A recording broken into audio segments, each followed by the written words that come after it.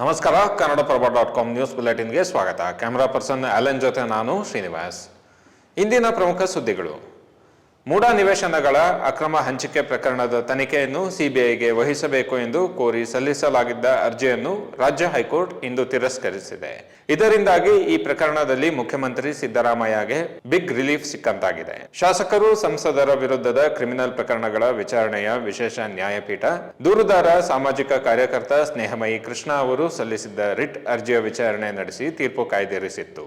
ತೀರ್ಪು ಪ್ರಕಟಿಸಿದ ನ್ಯಾಯಮೂರ್ತಿ ಎಂ ನಾಗಪ್ರಸನ್ನ, ಲೋಕಾಯುಕ್ತ ಸಂಸ್ಥೆಯು ಸ್ವತಂತ್ರ ತನಿಖಾ ಸಂಸ್ಥೆಯಾಗಿದೆ. ಲೋಕಾಯುಕ್ತ ನಡೆಸಿದ ತನಿಖೆಯು ಪಕ್ಷಪಾತ, ಲೋಪದೋಷ ಅಥವಾ ಕಳಪೆಯಾಗಿದೆ ಎಂಬುದಕ್ಕೆ ಯಾವುದೇ ದಾಖಲೆಗಳಿಲ್ಲ.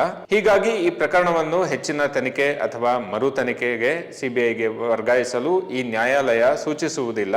ಈ ಅರ್ಜಿಯನ್ನು ವಜಾಗೊಳಿಸಲಾಗಿದೆ ಎಂದು ಹೇಳಿದರು. ಮತ್ತೊಂದೆಡೆ ಪೋಕ್ಸೋ ಪ್ರಕರಣದಲ್ಲಿ ಮಾಜಿ ಸಿಎಂ ಬಿಎಸ್ ಯಡಿಯೂರಪ್ಪಗೆ ಧಾರವಾಡ ಹೈಕೋರ್ಟ್ ಪೀಠ ಇಂದು ನಿರೀಕ್ಷಣಾ ಜಾಮೀನು ಮಂಜೂರು ಮಾಡಿದೆ. ಈ ಪ್ರಕರಣ ರದ್ದುಪಡಿಸುವಂತೆ ಯಡಿಯೂರಪ್ಪ ಕೋರ್ಟ್ ಮೆಟ್ಟಿಲೇರಿದ್ದರು. ಆದರೆ ಈ ಪ್ರಕರಣ ರದ್ದು ಮಾಡಲು ಕೋರ್ಟ್ ನಿರಾಕರಿಸಿದೆ. ಯುವ ಜನತೆಯಲ್ಲಿ ಇತ್ತೀಚಿನ ದಿನಗಳಲ್ಲಿ ಕಂಡುಬರುತ್ತಿರುವ ಹಠಾತ್ ಸಾವು ಪ್ರಕರಣಗಳನ್ನು ಗಂಭೀರವಾಗಿ ಪರಿಗಣಿಸಿರುವ ರಾಜ್ಯ ಸರ್ಕಾರ ಈ ಬಗ್ಗೆ ತನಿಖೆ ನಡೆಸಲು ತಜ್ಞರ ಸಮಿತಿಯೊಂದನ್ನು ರಚಿಸಿದೆ. ಕೋವಿಡ್ ಅಥವಾ ಕೋವಿಡ್ ಲಸಿಕೆಯ ಅಡ್ಡ ಪರಿಣಾಮದಿಂದಾಗಿ ಹಠಾತ್ ಸಾವಿಗೀಡಾದವರ ಬಗ್ಗೆ ಅಧ್ಯಯನ ನಡೆಸಿ ಮುಂದೆ ಇಂತಹ ಸಾವುಗಳು ಸಂಭವಿಸದಂತೆ ತಡೆಯುವ ಉದ್ದೇಶದಿಂದ ಸಮರ್ಪಕ ಸಂಶೋಧನೆ ನಡೆಸಲು ತಜ್ಞರು ಹಾಗೂ ವಿಜ್ಞಾನಿಗಳನ್ನು ಒಳಗೊಂಡ ಸಮಿತಿ ರಚನೆಗೆ ನಿರ್ಧರಿಸಲಾಗಿದೆ ಎಂದು ಮುಖ್ಯಮಂತ್ರಿ ಸಿದ್ದರಾಮಯ್ಯ ತಿಳಿಸಿದ್ದಾರೆ. ಮಕ್ಕಳಲ್ಲಿ, ಯುವ ಸಮೂಹದಲ್ಲೂ ಹೃದಯಾಘಾತದಿಂದ ದಿಢೀರ್ ಸಾವುಗಳಾಗುತ್ತಿದ್ದು, ಇದರ ಬಗ್ಗೆ ತಜ್ಞರ ಸಮಿತಿ ರಚಿಸುವಂತೆ ಹಿರಿಯ ಪತ್ರಕರ್ತ ರಾಜಾರಾಮ್ ತಲ್ಲೂರು ಪತ್ರ ಬರೆದಿದ್ದರು. ಮೈಕ್ರೋ ಫೈನಾನ್ಸ್ ಕಂಪನಿಗಳ ಕಿರುಕುಳಕ್ಕೆ ಬೇಸತ್ತು ರಾಜ್ಯದಲ್ಲಿ ಅನೇಕರು ಆತ್ಮಹತ್ಯೆ ಮಾಡಿಕೊಂಡಿದ್ದು, ಅದೆಷ್ಟೋ ಜನರು ಬೀದಿಗೆ ಬಿದ್ದಿದ್ದಾರೆ. ಹೀಗಾಗಿ ಸುಗ್ರೀವಾಜ್ಞೆ ಮೂಲಕ ಮೈಕ್ರೋ ಫೈನಾನ್ಸ್ ಕಂಪನಿಗಳಿಗೆ ಮೂಗುದಾರ ಹಾಕಲು ರಾಜ್ಯ ಸರ್ಕಾರ ಹೊರಟಿತ್ತು.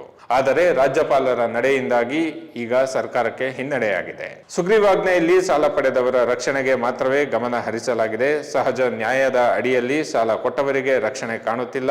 ಸುದೀರ್ಘ ಅವಧಿಯಲ್ಲಿ ಇದು ಮಾರಕವಾಗಲಿದೆ.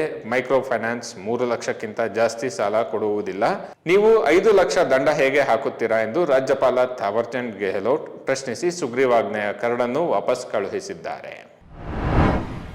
ಮಧ್ಯಪ್ರದೇಶದ ಇಂದೋರ್ನಲ್ಲಿ ಇಂದು ಬೆಳಗ್ಗೆ ದ್ವಿಚಕ್ರ ವಾಹನ, ಖಾಸಗಿ ಮಿನಿ ಬಸ್ ಮತ್ತು ಟ್ರಕ್ ನಡುವೆ ಸಂಭವಿಸಿದ ಸರಣಿ ಅಪಘಾತದಲ್ಲಿ ಬೆಳಗಾವಿಯ 4 ಸೇರಿದಂತೆ 6 ಮಂದಿ ಸಾವನ್ನಪ್ಪಿದ್ದಾರೆ.